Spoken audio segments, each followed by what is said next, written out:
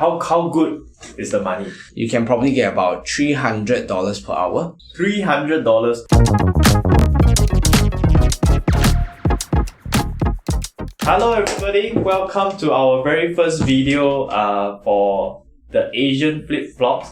This is our very first podcast. It is called the Plus 1%. Plus 1% podcast, okay?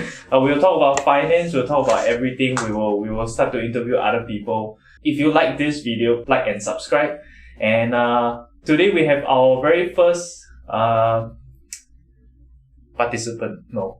Yes. We have our very first guest. It is none other than our co-founder, the Asian Flip-Flops, Xue Xun. Welcome, Xue Xun.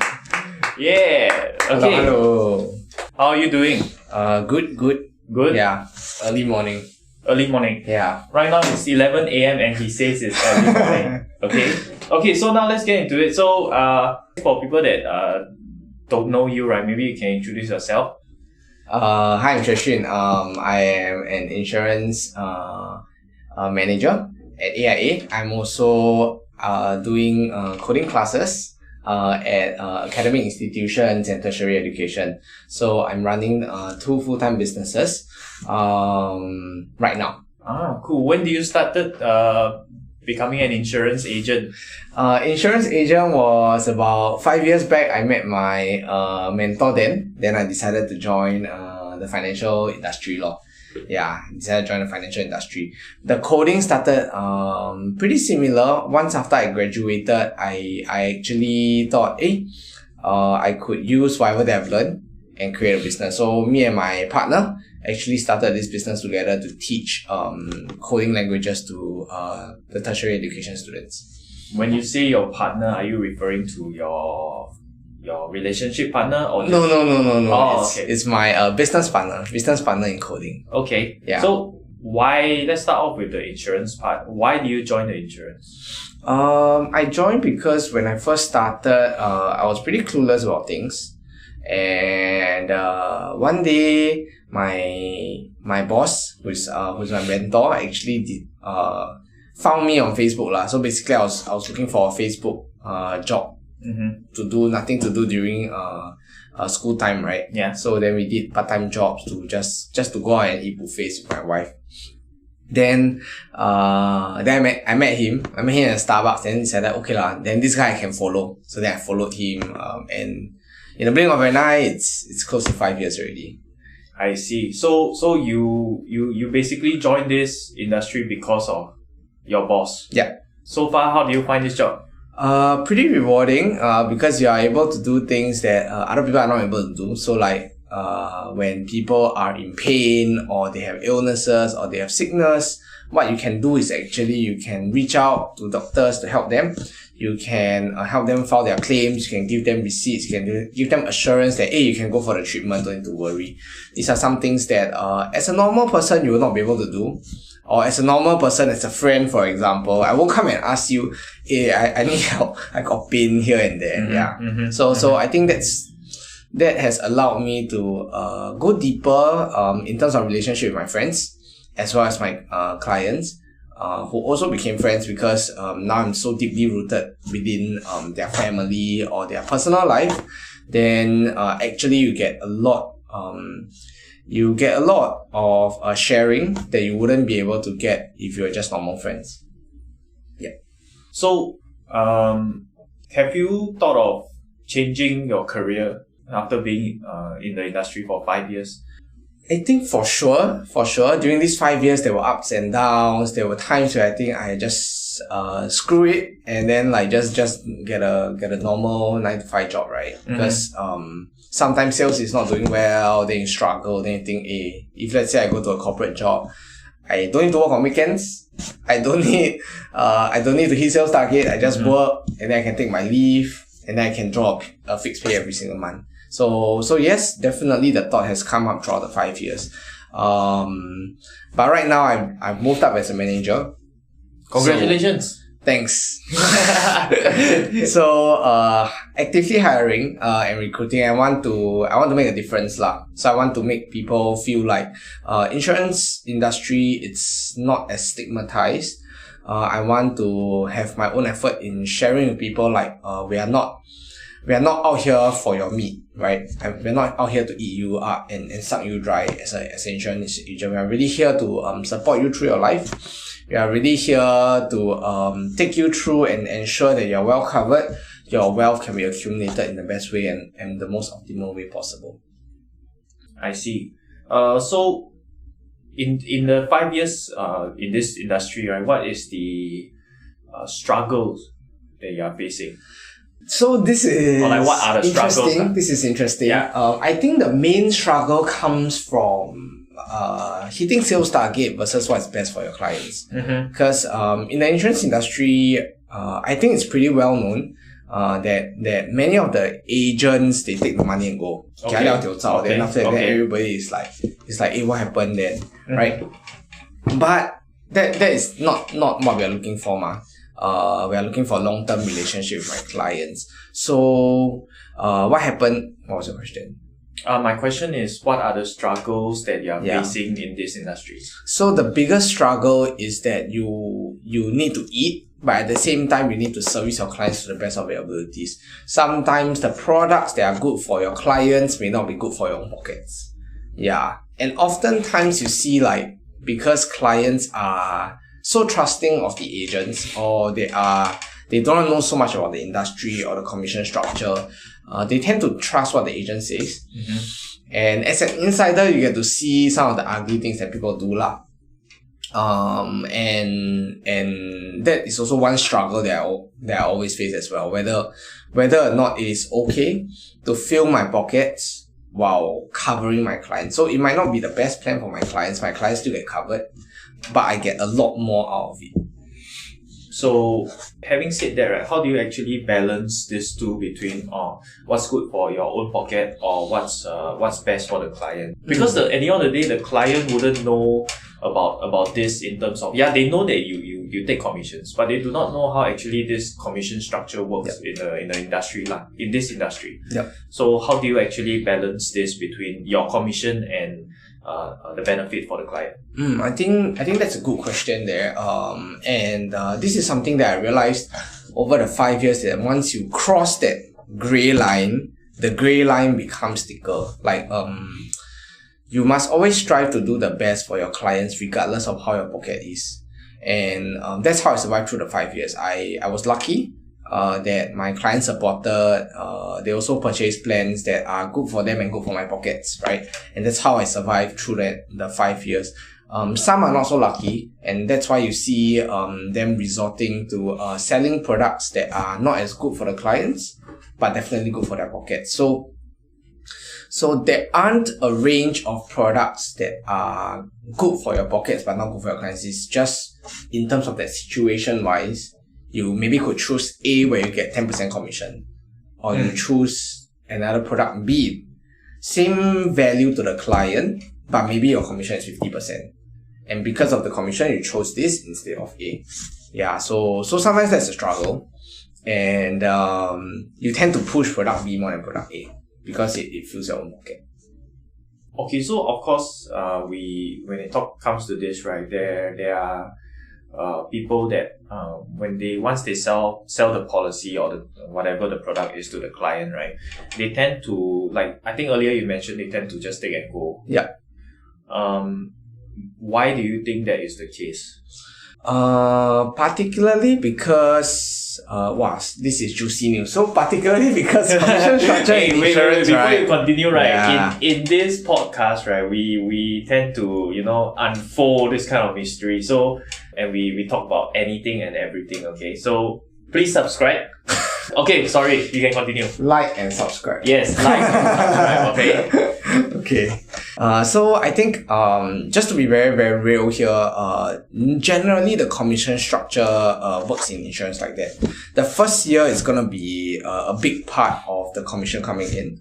The second year, depending on the company, may be halved, it can be reduced to a certain amount. But after the second or the third year, generally the commission is quite minimal. It's quite minimal. Okay. Meaning most of the money that you pay doesn't go to the agent anymore. So that's why a lot of people take and chow, because You sell to this client, the first year you get a commission. The next few years, you don't earn a lot. So it doesn't really matter whether you care about the client or not. Understand. And that's why people have a bad impression of agents. Of people who are doing this, you just have one bad apple within everybody. You notice that the entire insurance industry is already tarnished. So that's what you see happening right now. But if you so me as an agent, I also want to put myself in the client's shoes as well. So if I'm paying this money, right, I don't want to pay for 1 year of service. I want to pay for a lifetime of service. So if you were to look at it as a client point of view, after I'm in this industry for a while, then I realized if you were to take the commission, right, and then you spread it out over the lifetime. So let's say this client stays with you for 20, 30 years, right? You spread it out over the lifetime, right? Actually, he's getting peanuts for serving you for 20 to 30 years for the same product. Yeah. So I give you an example. If let's say he gets $2,000 commission and he serves you for 20 years, right? Same product. He's going to get $100 a year just to serve you in that particular product. And I don't think, and that's why I think the commission structure is fair to agents. It is only not fair to clients if agents keep leaving. Because bulk of the money is gone. The trust is gone. The person that comes in to service you may not even get any single cent out of it. Understand. Yeah, I'm not saying that agents should be compensated because they're serving you. I'm saying that because agents also have limited amount of time, right? And they want to service the clients as much as they can, right? There tend to be a tendency where if there is not enough commission on this guy, you don't spend so much time on this guy, you spend on another guy, right? Yeah. Do you think that mentality is right? I don't think that is right. I think you should treat all your clients fairly regardless. But as human nature, you cannot control, right? If your high value client comes in, you'll definitely spend a bit more time for him compared to the rest of the people. So that's my take lah. But you shouldn't feel like for example, if this guy is not giving you any commission, right? You should even if he comes to reach out to you, you shouldn't be like ignoring him. Maybe you should give yourself some leeway to actually still reply to him, but maybe at a slower pace, maybe, for example. Understand. So, okay, so I think when we talk about commission, right, I think everybody is quite curious about what they want to find out is, right, the most important thing is what's the highest commission that you can get from one product? Okay, so it differs from company to company. It can go as high as I don't know whether I'll get fired after this podcast. Will you get fired? I'm not sure. But it will be in the range of 60s maybe for specific products. Specific products, yeah. Okay. But then after that it drops from there lah. Yeah. Yes. Okay.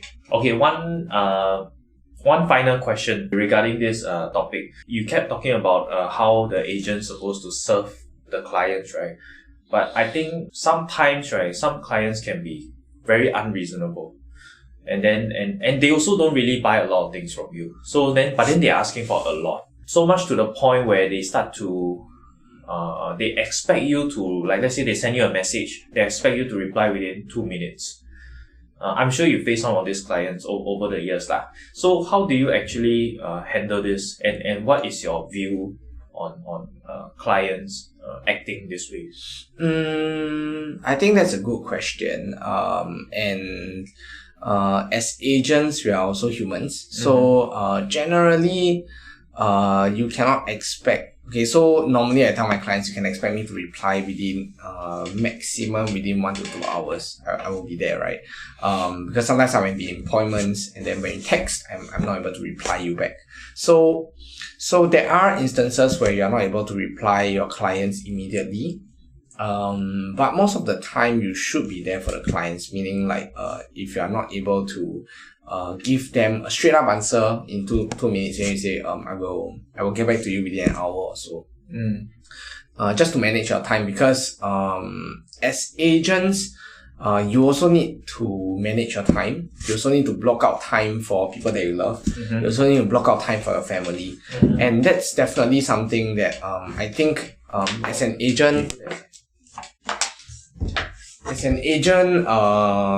people forget. People think like 你欠他们的 or like because I pay for the policy, right? You need to be like 100% with me, right? And yes, that's true. And for me, right? I also feel like if let's say I pay money to you, I also expect you to be there 100% of the time lah. Yeah. So it's not wrong for the clients to expect that.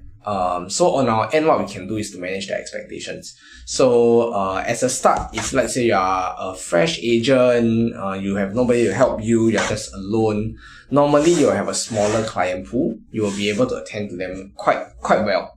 I would say very, very well. So like whenever they text, I think within 1 to 2 minutes or within half an hour, you should be able to reply back because generally I don't think you will have so many appointments at the start, although you try to pack your day, right?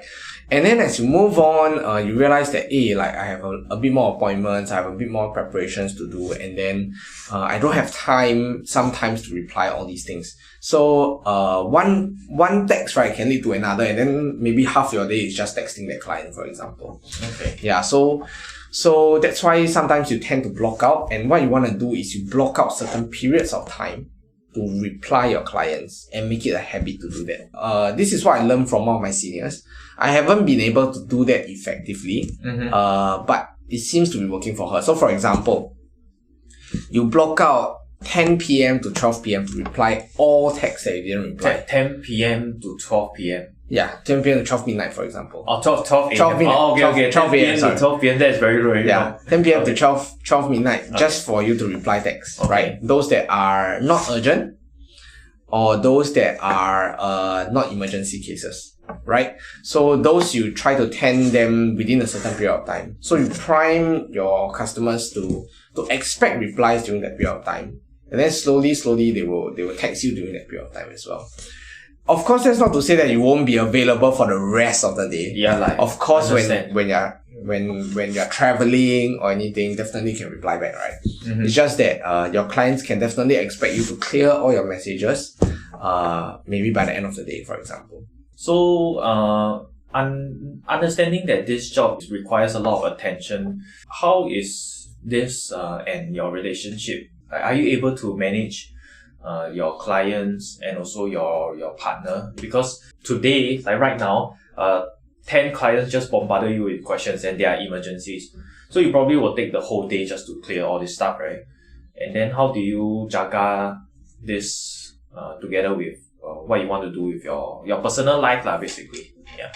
I think that's a fair question. So normally when there are interviews about agents or managers, like you normally say, the clients, you always see from the client's point of view, right? So this podcast is interesting because you are seeing it from our point of view. We're not saying that we are right, but there are struggles as an agent, as a manager as well lah. So when clients come in, definitely, right, if it's emergency, your personal life takes second place. Confirm takes second place. Why? Because that is how you are a good agent, right? So imagine I'm in pain, right, as a client, and I call you and I don't reach you, right?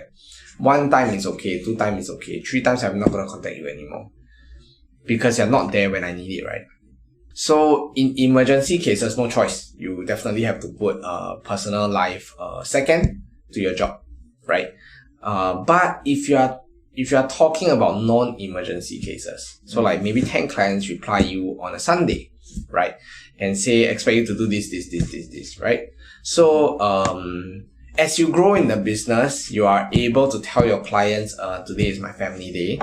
Let me reply you, by tomorrow, for example. Understand. At the start, at the start, you take whatever that you can, you service as much as possible. So at the start, definitely you'll feel a lot of struggles. You definitely have to always put your personal life second. And for me, I think my wife's very understanding.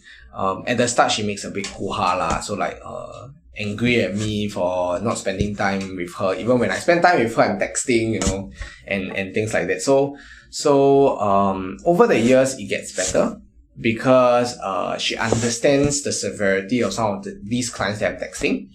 I share a little bit more with her.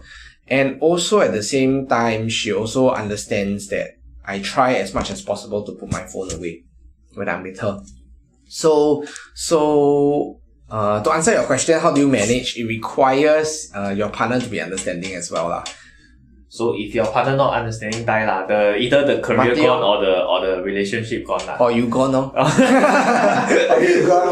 Okay, Yeah. Thank you. So let's go into another topic, which is your coding business. Okay. You can let us know what do you like about coding and how does it get you started? How did it get you started? Sorry. I got started because I got started with one of my friends during final year in uni, and we like, oh, there's a gap in the market. So then we just created a business. At the start, I put quite a lot of strings lah and connections to actually give us a chance to try and enter this market. So last time when we were undergraduates, we don't have experience, nothing. So thankfully, there were a couple of people who trusted us, and then we got into it as a new business. So that was how we started about 5 years back. The reason why I started it was to fill a gap in the market, but also at the same time I started to realize I love to teach. I really enjoy teaching. I really enjoy seeing the spark on a student's face, for example, like, hey, wow, can do it like that. You say you like teaching, right? Yeah. But you feel like I feel like you want to kill me like, every time I ask you some questions. I think you're not so bad already lah. I think I might chop off people's head. No, I won't lah. I won't.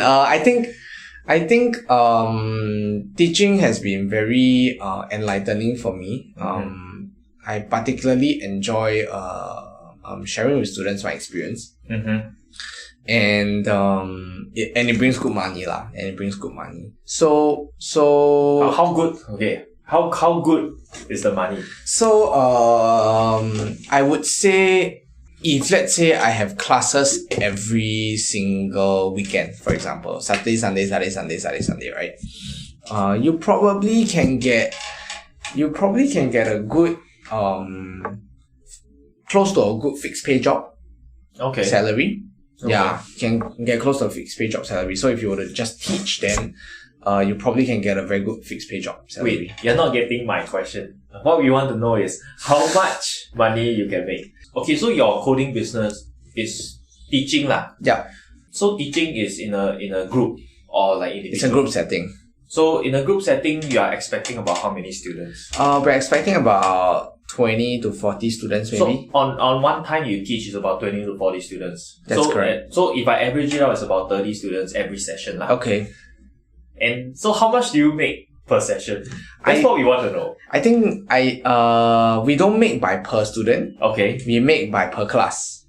Yeah, so by per class. So regardless of how many students. Yeah. Okay, regardless of how many students, we are paid a certain amount, right? And that differs from whether it's a short class or long class. A short class, probably in the market range, for general market now, you should be seeing close to maybe about, a short class maybe about 3 to 4 hours. You can probably get about $300 per hour for your time. $300 per hour. $300 per hour. Okay. And if let's say you are doing a full day class, right, like a 9 to 5 or 9 to 6, easily you can make also about $300 an hour as well. So we are your average. Of course, this is not accurate lah. This Yeah. is definitely your average. Is that profit? Yes. That's profit lah. Yes, that's profit. So I think my business model is slightly different because we do B2B. Okay. And generally B2Bs are we don't earn on the students itself. So in education line, right, the most profitable comes from B2C. So if you have noticed, a lot of courses out there pitch that you need to do SkillsFuture, right? Hey, use your SkillsFuture. So just imagine one person $500 SkillsFuture. 30 students is 15,000 one session. So that is a lot more than the Yeah. B2B lah. So B2Bs, generally you earn significantly lesser because you don't charge by per head count. On a B2C, of course, you need to do a lot more marketing. You need to do a lot more things to entice the people to come in. But the per head count, you get significantly more. I see. Yeah. So this coming back to B2B, right? So you earn about $300 per hour. Then you say you have one partner. So you split this $300 with your partner. Yes, that's correct. 50-50 for us. Then during the classes is equally split in terms of like teaching, or is it like today Monday no, for this case it's weekend, Saturday I will be teaching, Sunday you will be teaching. Last time it used to be every single class both of us would go down. Because we're still starting out and we just want to make sure everything goes well. After a while we realized we can handle the class alone. So now it's basically splitting the teaching hours fairly across us lah. So my partner does a bit more course curriculums. I do a little bit more business development management, bringing sales, bringing pipelines. So that's how we split our roles. Not the clearest of all, but we just split the money 50-50. Movie, okay, wait. My site has stopped recording. Sorry, we're back. There was some technical issue, but you guys probably won't experience it because we will cut the video. But anyways, so coming back to this B2B and B2C, right? Why haven't you, since B2C is able to make much more money, why haven't you thought of going to B2C? I think that's a good question. B2C definitely can earn you a lot more money. But both me and my partner, we have a job that we want to do. So I enjoy doing insurance. So as weirdly and oddly as this sounds, right? I because of the fact that you get to help people. I enjoy my time in insurance as well. So I wanna spend enough time for my insurance clients to make sure that they're well taken care of, right? So which means that whatever that we're doing on the side, which is the coding business, cannot become a full-fledged business. Because once it becomes a full-fledged business, I have to give up something. Right? So what happens is this, because it has to stay on the side, B2B is a lot easier to manage. B2C, I'll have to think about marketing, replying every single person. If let's say they cannot make it for this date, when is the other makeup date and things like that. So a lot more admin stuff to do. Which if let's say I'm not holding an insurance license, or I'm not selling, right, or I'm not in the line, definitely no problem, right? I can go full out. For now, no, we are still doing B2B. I think it's a lot easier route to build connections, to teach students, without having to spend a lot of time trying to get clients. Yeah. But wouldn't that be the point for you to have two different businesses? Is you see which one potentially can grow more, so that you will be able to make the most money out of it, and then and just retire early and stuff like that lah. Because at the end of the day, I believe that your insurance business as well as your coding business, right, even though that is B2B, they both are gonna grow over time. And then how are you gonna choose from there? I think that's a very, very good question, and it's something that I think people at the start don't realize, but time is really money. At the start, when I first started, I have a lot of time. So I started all these businesses, started growing them, and it's no problem, right? Because you have time on hand. So now, as I need to juggle between my wife, right? My wife comes first now, and then my job, and then my side job, right? Then you realize that, I cannot fully commit to one of it, right? And it's not wrong for you to have multiple businesses. I'm not saying that you shouldn't have them, but I'm saying that at the start you may face, you're okay, right? Having like one side business and one main business. But as the time grows, right, you need to choose, and it's not a if thing, it's a when you need to choose. So if you choose, so for me, right, you have insurance and coding. If I choose insurance to be my top priority, then forever my side business will have to be the coding business.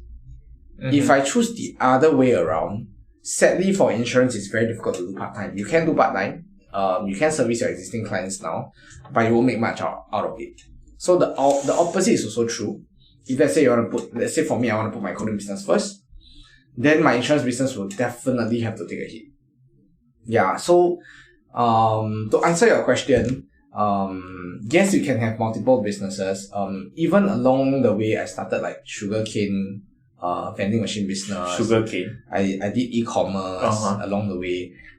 All during this, and I teach investment class, and I realized that while you can earn multiple businesses, there is a fixed cost to each business, and the fixed cost to each business, right, is your time and effort to maintain the business. All right, and if you want to scale it up, something has to go. Something has to go. Understand. So you can have 10 things that are not very successful, right? That earns you maybe $2,000 a year. Then 10 maybe get 20k. You'll be as busy as one person who is just doing one job. Understand. Yeah. Or even busier because you may have to work on weekends. So can I safely say that at a certain point you will actually give up your coding business? No. So, right now what I'm doing is, I'm trying to remove my time away from the coding business, to focus on more high value businesses, or higher value chain in my business. So I'm outsourcing the teaching, which takes up the most of the time, and I'm moving up the value chain to manage these teachers. So I reduce the time needed for the coding business.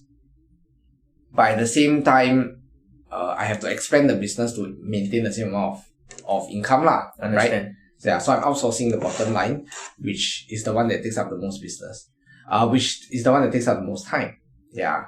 So actually you are hiring now. I'm hiring and I'm expanding, for the primary reason, to move up and to be able to find more businesses, but not be like going to each of the classes and teaching the classes itself. Understand. Those are rewarding and those are definitely fruitful. But once you are stuck in that operation, you realize, for example, one whole day in Saturday, right? You cannot do anything. You can only teach one class.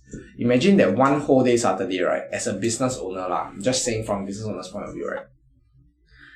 I'm able to reach out to maybe 10 leads and bring in maybe, out of the 10 leads, maybe I bring 20%, right? I bring 2 leads. It's more effective than you just trying to maintain that business of that one business lead that you need to service every single time. Understand. Yeah. Understand. So, by the way, Xue Xun is actually hiring for the coding business, as he mentioned. Right. So later I'll put the links in the description for you to reach out to him. Yeah. First come, first serve. If you have coding experience, please reach out to him. Yeah. He will pay you well. Yeah, we're definitely open to good commission structures because what we want to do is we want people who are practitioners. So we want people who are currently using that languages in their workplace, and then you take our job as a sideline. That means you milk your main job further by sharing your experience in the main job to the students who actually want to hear this. Yeah. So that's our value proposition for coding. Okay, so remember to apply. Don't quit your job. Okay. Yes. Okay, one final question before we end this podcast. Two final questions. First question is, who is your inspiration? I don't think I have a specific person for inspiration. But if I really have to choose, right? It's Gary from VaynerMedia. So he is the epitome of what I think is true and authentic. So just a background of Gary, right? He owns multiple businesses, multi-million-dollar businesses. And he's extremely genuine. So in a podcast, he can say F you, right? No, you cannot say here. Yeah. I will. I mean, you can. I'll just do. Okay. Anyways. Yeah. So he will say those kind of things, and it's very genuine. Like he really wants it. It's not really to say that to hurt you, but rather it's his way of expressing himself. And I think, in every business, we always preach profits, or we always preach we need to do this. But he always preaches kindness. He always preaches being nice to people. Yeah, so like, and that's something that I really aspire in my businesses. To be as much as possible, to be able to give to any of my employees the same amount of benefits that if let's say I were in the business and I have a boss, right? I would want to get the same amount of benefits as if I'm the boss. Yeah, so I definitely want them to be sufficiently rewarded financially rewarded so that they can think about other things. Understand. And of course get yourself well protected. you can cut that part. It's okay, I'm gonna leave it in. Okay, then final question for you. If you are able to go back in time, yeah, what advice would you give your younger self?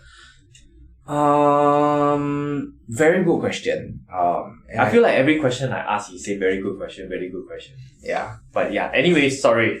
Bad question next. no, this is my last question really. I think there are a couple of things that I would do differently. Starting from, let's say, my coding business, maybe I would have been a little bit more proactive in finding a lot more businesses. My insurance, I would definitely have started a system for myself for the past 4 years. So it's something that I think it's not actively thought. So after 4 or 5 years of banging my head around, right, then I realized, I need to do this so that all my things get organized. And that's definitely something that I'll do.